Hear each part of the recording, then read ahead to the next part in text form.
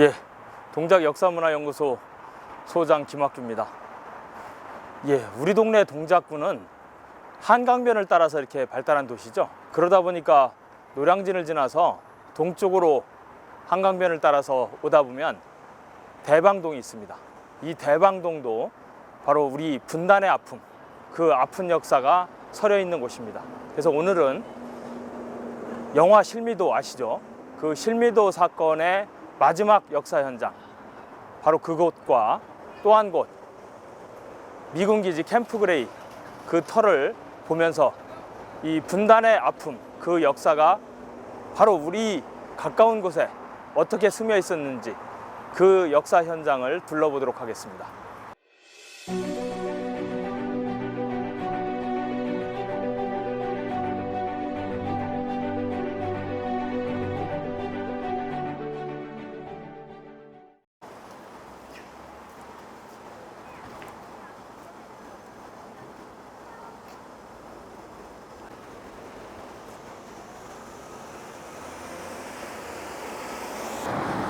영화 실미도, 우리나라 최초로 1000만 관객을 동원한 영화죠.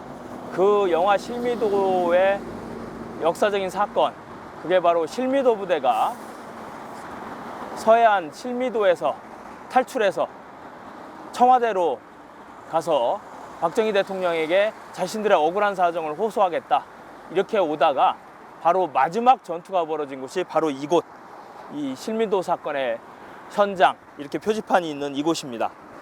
여기는 서울시가 이렇게 인권의 현장으로 이렇게 새겨져 놓은 건데요. 아시다시피 이 실미도 부대라는 게 북파공작원 부대였습니다. 북한에서 특수부대가 청와대를 습격한 일이 있었죠. 1.21 사건. 바로 그 사건에 대한 대응을 목적으로 만들어진 특수부대가 실미도 부대였고, 서해안 실미도에서 특수훈련을 했던 것입니다. 근데 남북관계가 바뀌면서 그 실미도 부대에 대한 대우가 여의치 않게 되자 그 실미도 부대원들이 불만을 품고 바로 실미도를 탈출해서 박정희 대통령에게 직접 호소하겠다, 이러면서 인천에서부터 서울로 진격을 합니다.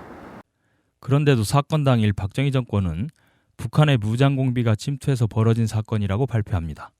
당시 실미도 부대가 탈취한 버스 안에 있던 시민의 인터뷰를 통해 북한의 무장공비가 아니라는 사실이 보도되자 이번에는 군 특수범의 난동이라고 또다시 거짓으로 발표합니다.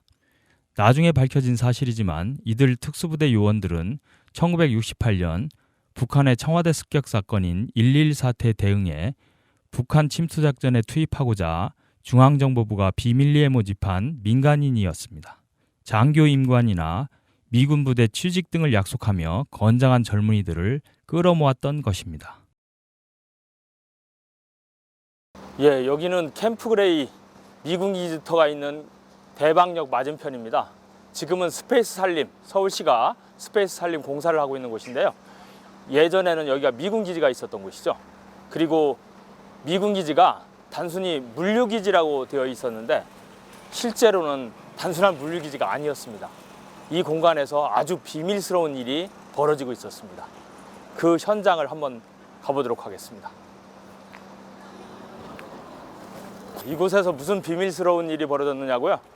바로 미군 502 군사정보단이 있었던 곳입니다. 미군 502 군사정보단이 하는 일이 뭐냐면 월남한 사람들, 그리고 간첩으로 왔던 사람들, 이런 사람들을 잡아서 여기서 조사하고 수사하는 곳이었습니다. 그 일만이 아니고 바로 미군이 이 북한을 상대로 한 첩보 활동, 이런 일을 바로 이곳에서 지휘하면서 벌어졌습니다. 혹시 영화 공작 보셨습니까? 그 흑금성, 공작의 주인공이죠. 박채서가 한때 근무한 곳도 바로 이곳이었습니다. 이곳에서 벌어지는 아주 은밀한 일, 이게 남북 관계에서 아주 중요한 역할을 했던 곳입니다.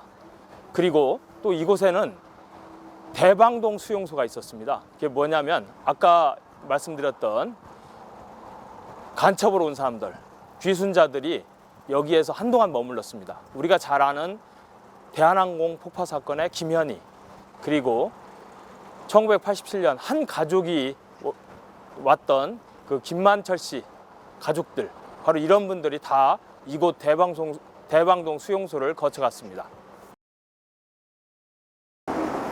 분단과 전쟁으로 이어진 아픈 역사 속에서 남과 북의 위정자들은 자신들의 권력 기반을 강화하기 위해서 국민들을 동원했었습니다. 바로 실미도 사건도 그 중에 하나입니다. 남북의 대결 구도 속에서 북파공작원, 그 북파공작원의 숫자가 무려 11,000명이 넘었다고 합니다. 그 중에 무려 7,726명은 아예 돌아오지 못했다고 합니다. 바로 그런 냉전의 희생자였던 것이죠. 다시는 이런 일이 벌어지지 않게 하기 위해서 우리가 해야 할 일, 바로 한반도의 평화와 통일의 길, 화해와 협력의 길 개척해 나가는 길이 아닐까 합니다.